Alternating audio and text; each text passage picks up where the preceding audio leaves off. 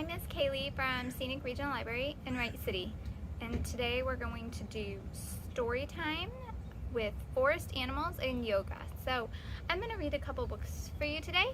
One book is about some facts about forest animals and their offspring, and the other book is just a fun book about forest creatures. So after we're done reading our forest animal storytime books, then it's going to go over to Miss Jennifer, who is going to teach you some relaxing yoga moves based on these forest animals. So first, to get ready to relax for our story time today, we're going to take some deep breaths. So you're going to breathe in like you're smelling a flower, and breathe out like you're blowing a leaf. Ready? Breathe in, breathe out. One more time. Breathe in. Breathe out.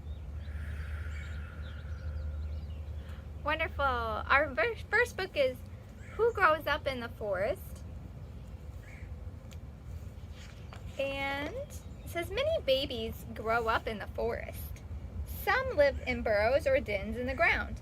Others nest high in the trees. Babies might be born in a cave, a pond, or a shady nest. Some baby animals stay near their parents. Others go off on their own. Let's read about some baby animals that grow up in the forest. Kitten. A baby gray squirrel is called a kitten. Squirrel kittens are born with their eyes and ears closed. They cuddle up to their mother's soft furry body to stay warm and drink her milk. They can see and hear when they are about 1 month old. A tadpole. This is a good one. A baby American toad is called a tadpole. Tadpoles hatch from eggs that the mother toad laid in a pond. Tadpoles look like little fish. They have big heads and long tails. Within 2 months, the tadpoles grow legs and start to look like an adult toad. Did you know a mother toad lays up to 20,000 eggs at a time? She lays them as she swims through the water, leaving behind a long string of tiny black eggs. Nestlings. A baby pileated woodpecker is called a nesting. These 3 woodpecker nestlings will stay in the nest for almost 1 month. They get food from their parents. The nestlings open their beaks, and the mother or father woodpecker coughs in insects for them to swallow. A pup. A baby gray wolf is called a pup. Newborn pups stay with their mother in the den. They drink her milk, and she cares for them. After a few weeks, the pups are old enough to leave the den and meet the rest of the family or pack. Did you know that the whole pack pitches in to hunt for food for the pups and protect them from enemies? A joey. A baby Virginia possum is called a joey. Right after birth, opossum joeys crawl into a pouch on their mother's belly. They stay there for 2 months, nursing and growing. Then they crawl in and out of the pouch. Soon they can ride on their mother's back. Did you know a young possum can wrap its tail tightly around a branch and hang upside down? Older possums are too heavy to hang this way, so mostly the younger ones. A cub. A baby American black bear is called a cub. Black bear cubs are born while their mother is in her winter sleep. For the rest of the winter, they stay in the den, sleeping, nursing, and growing. When spring comes, they follow their mother outside. Sometimes they ride on her back. A fawn. A baby white-tailed deer is called a fawn.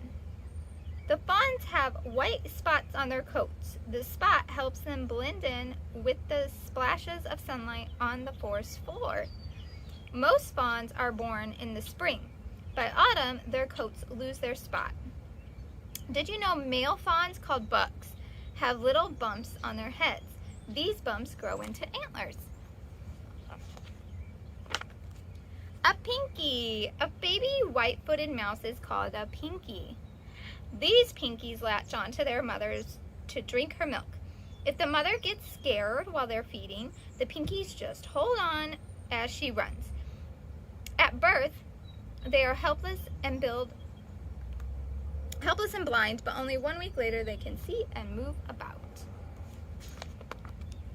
And then there's a lot of facts in the back of this book, so if you're interested in checking this book out yourself, there's where did they live, forest babies at a glance, a whole bunch of neat stuff in the back here. This book is called Who Grows Up in the Forest? Our next book is a forest mystery, and it's called Who Stole the Hazelnuts? All was quiet. All was still. Until there came a scream so shrill that all the trees quaked and quivered, and all the animals shook and shivered. The voice shaked, "This is what I feared! My hazelnuts have disappeared! All 3 have vanished, not a trace, stolen from their hiding place. Oh, such a crime's beyond belief! Help, oh help me find the thief!" But who had caused him such distress? The squirrel simply couldn't guess. The squirrel went to see the mole, who'd built a hill, not dug a hole. This hill, he thought, would be just right to keep my hazels out of sight. "A thief," the mole said, "there may be, but I know for a fact it isn't me." The squirrel went to see the mouse. No doubt in that tiny house he'd find the nuts and find the thief, and that would be a great relief. "A thief," the mouse said, "you may see, but I know for a fact it isn't me." Next, the squirrel accused the rabbit of practicing a sneaky habit. "You took my nuts," the squirrel protested. "Give them back or you'll be arrested." "Arrest me," said the bunny. "I'll soon be free, as I know for a fact it isn't me." Perhaps the hamster's the guilty beast. Any food for him's a feast. His chubby hamster cheeks could hide 3 nuts and plenty more besides. "Thief," said the hamster, "how wrong can you be? I know for a fact it isn't me." The squirrel left full of frustration, then met the fox. Same accusation.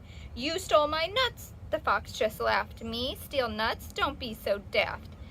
Chickens I'll steal, lovely to chew. Stay around and I'll chew you too."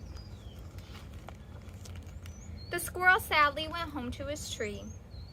Where, oh where could the lost nuts be? His hungry tummy started rumbling. He needed nuts to stop it grumbling. But you can't eat something that isn't there. He shed a tear of sheer despair. But wait, what's that? Among the leaves? 3 nuts, 3 nuts! They were no thieves. He'd gone round searching everywhere, but only he could have put them there. For all this fuss, he was to blame. He could have hung his head in shame. He forgot where he put them, didn't he? Instead, he cried in his loudest voice, "I found my nuts! Rejoice, rejoice!" The others had different feelings. He accused them all of stealing. Next time you want to make a fuss, accuse yourself instead of us. The squirrel realized what he'd done and apologized to everyone. Now it was well past time for tea, so he cracked the nutshells 1, 2, 3. Tasted them, nothing suspicious, then ate them all. They were delicious. Oh man, that was a good one. Thank you so much for joining me for this forest animal story time. We learned some really fun facts and read a funny book.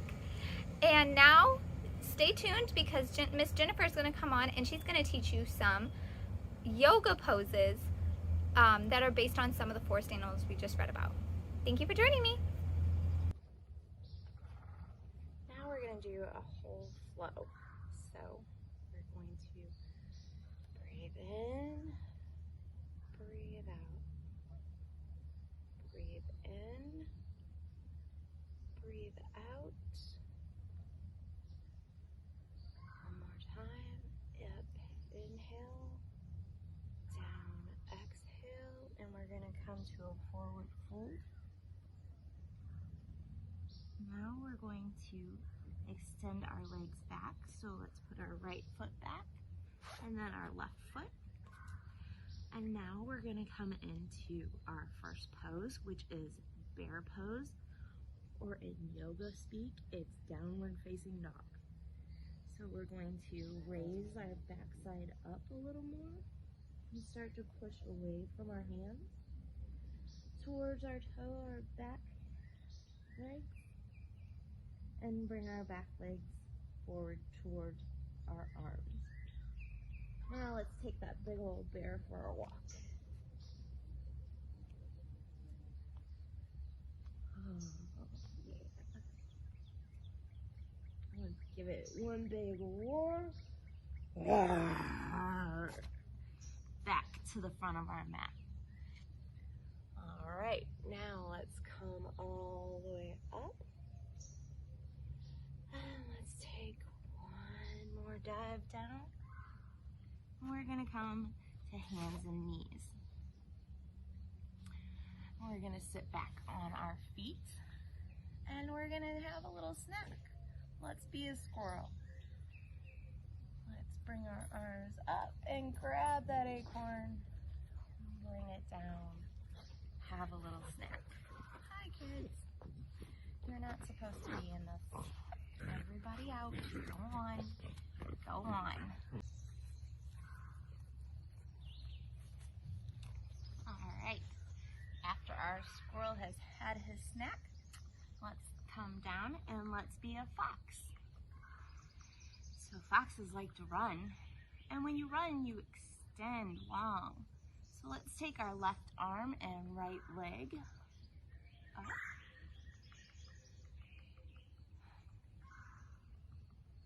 And then let's do the other side. So right arm, left leg comes up.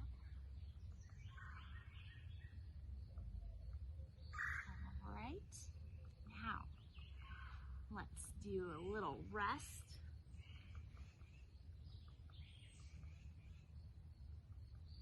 And now let's soar like an eagle. So let's come to stand. We'll bring our arms up,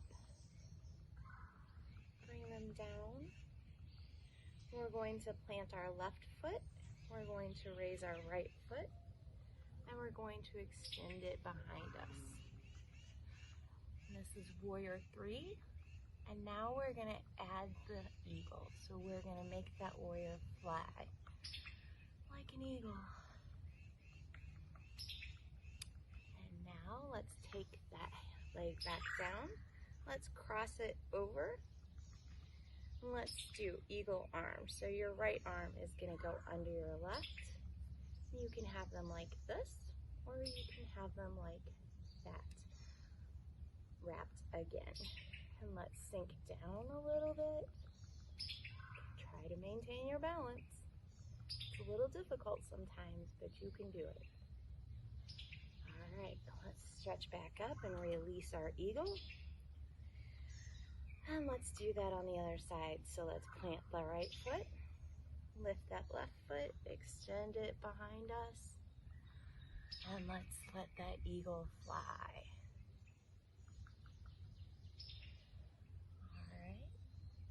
Now let's land that eagle. Let's bring that left leg across the right.